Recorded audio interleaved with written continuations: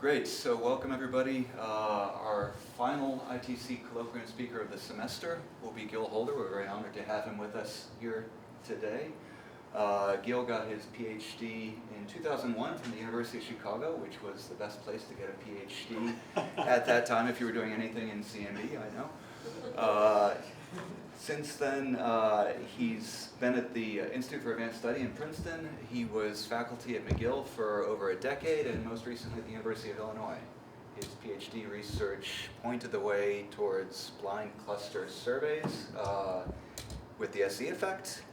His work has ranged over a wide variety of topics, from early universe cosmology to the solar system, and many things to do with large-scale structure in between. His focus has been largely on exploring how fine-scale information in CMB surveys can inform a wide variety of topics on matter distribution.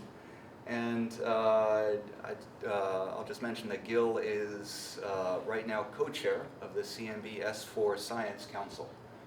So you're going to talk to us not about CMB surveys, but about wide-field millimeter wave surveys. Please join me in welcoming Gil Holder. All right. Well, it's nice to be here. So as John said, I've done a lot of things from the early universe to, and I'm now getting into the solar system, as Matt heard from me a while ago. So I'm going to just work my way through some of the applications of these wide-field millimeter wave surveys. So I think for a long time, the CMB community kind of drifted a lot away from astronomy in some ways because the CMB is just so bright at millimeter wavelengths that as long as you didn't look in the galaxy, you could kind of just ignore some of the little clumps and things like that. So I think as a community, we kind of drifted a little away.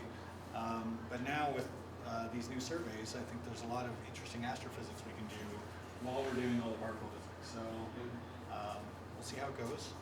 So there's lots of things I could talk about. We'll see how it goes. So millimeter wave surveys, just what do I mean by that? Just to orient everyone so I can sort of place the various CMB surveys. And then here's what CMB surveys can do. So inflation searches for new light particles, measure neutrino masses. We can do maps on very large scales of either gravitational lensing potentials or ionized gas. We detect a whole bunch of millimeter wave bright galaxies and galaxy clusters through the Synapse-Lewis effect.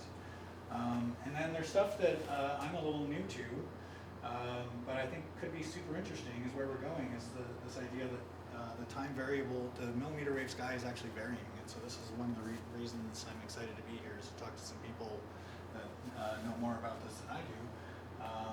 And also there, solar system bodies, we can measure the thermal flux. Like planets have been calibrators forever, but we could just keep going down to fainter and fainter things, and it's interesting what we're going to be able to see.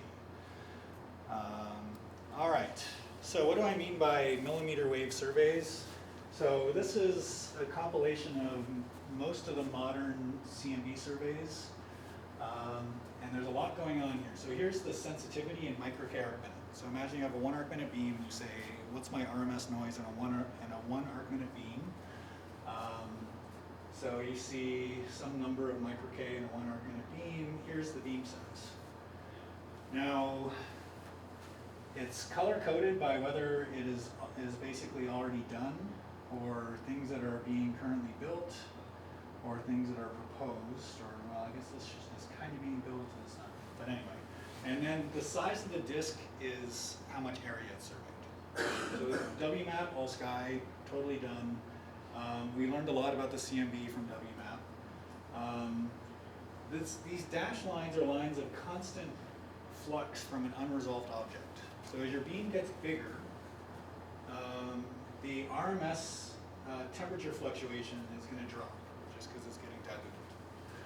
So this is how bright an unresolved source would be. And so you see from WMAP to Planck, so it was more sensitive to the CMB, because the thing you care about for the CMB is kind of this temperature sensitivity.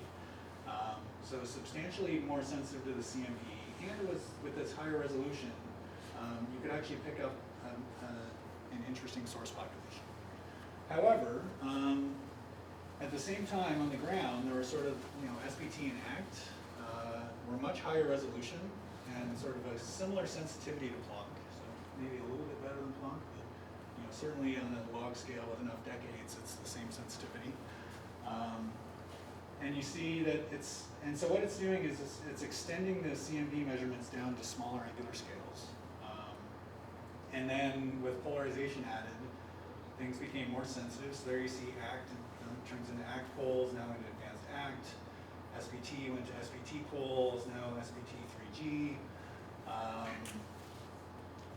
And then you see over here is sort of the other way of doing things. So this is what people here have spent a lot of time on, so bicep Keck.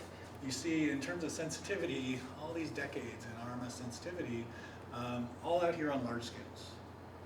And so in the same way that you had sort of this ground-based, you had the stuff here that was high resolution, that was nicely complementary to the lower resolution. You also have, out here, you have the degree scale stuff, so these are the B-mode searches. So there's bicep Keck, this is where ISO is planning on being. Here's where bicep Keck is going towards, and then here's where CMBS4 is thinking about going. So you see it's going down here to this, getting super sensitive on large scales, and then all this action down here becoming super sensitive on small scales. Yep. One thing that's somewhat misleading, if the areas of the circles are the areas of the sky, the SPT surveys are 1/10 of the whole sky, so that little SPT circle is much smaller than 1/10 of that. Well, it depends which one, right? So, so this was 2,500 square degrees. So that's like 5%. Yeah. And so that should be the area of this compared to this. But now with SPT pole, we're much smaller. Not smaller, but So SPT 500? should be So it's bigger 500. than the original SPT survey by a factor of 2. Wait, which one should? SPT 3G should be twice the area of the original SPT survey. No, 3G is smaller than SPT. So we're actually doing the bicep patch with 3G right now. So we're doing the bicep patch. So it should be the same size as these ones, roughly speaking. I mean, there's lots of things that are not quite right, because in reality they're actually multi-frequency, so there should be multiple dots for every one of these. But just to orient you for scale, there's kind of the large angle stuff, there's the high resolution stuff, and if you're looking to do astrophysics, you're probably going to be more interested in the stuff that's down here. And so when you... Oh, yeah, that's a good question. There's also 2 SOs. So the idea is that if you want to do these, as you become more sensitive on large angles, you're measuring the polarization on large scales, and one of the big contaminants, as you get more sensitive, will eventually be gravitational lensing of the E modes into B modes. And to get rid of those, you need to de-lens, which is you need to measure the gravitational lensing effect and then undo it.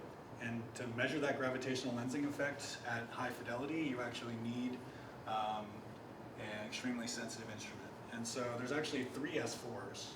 1, 2, 3. Oh, my color codes. These are supposed to be green. I did it last night. So these are supposed to be green. But there's actually 3. So one is a very wide angle survey that's not quite as sensitive. There's a deep survey that will also be coincident with the large angle one, and this one's for de-lensing. So it's just, so the current plan for S4 is that there's actually going to be basically a very wide angle survey that's doing over half the sky, that's pretty sensitive, and then there'll be a deep patch which will be observed with both these, with low resolution that's very good on large angular scales, and at high resolution on that same patch to get the gravitational lensing. So that's the plan. John's deep in thought. But you see that, once we're getting out here, you see you're in this regime where, you're actually going to be measuring a bunch of things. So compared to, say, SPT, the SPT 3G camera is 10 times more sensitive to an astronomical object. And so this is why, as these experiments become more and more interesting, you're getting more and more astrophysical sources to study. And so this is why we're now talking about suddenly being, maybe we should be worried, not worried, interested interested in things like gamma ray bursts. Because, once you're 10 times more sensitive, you have this sort of tail of things that are flickering. Now you're starting to get into regime where you can measure. This is just the spectrum. So when you're thinking about the CMB, there's the large angle stuff, there's the small angle stuff, and there's, in general, always been this idea that the high angular resolution stuff is, you want to be roughly similarly sensitive in these units of RMS temperature sensitivity to some splotch in the sky. All right, so these are the millimeter wave surveys, and I think that for the purposes of the astrophysics, that's going to be done by the stuff here, and then for B-mode searches, it's mainly out there with a little bit of help from the ground. So, this has been going on a while. So if you just look at SPT, so, this is the old SPT. This is way up here. It's over 10 years old now. Here's a breakdown of just citations to papers by the South Pole Telescope. And so, the instrument's very important. It's 10% of the citations. Cosmology, which is the reason why most people did it, so maybe not Tony. So Tony, you were possibly interested in the other things that were involved, but certainly a lot of the grad students that came in thought that they were doing cosmology. And you see that's 38%, and the rest of it is galaxy clusters, so that's been a huge thing, is all the galaxy clusters you've seen, and then what we call submillimeter galaxies. It's really millimeter wave galaxies, something like 16%. So you see that something like half the science is astrophysics,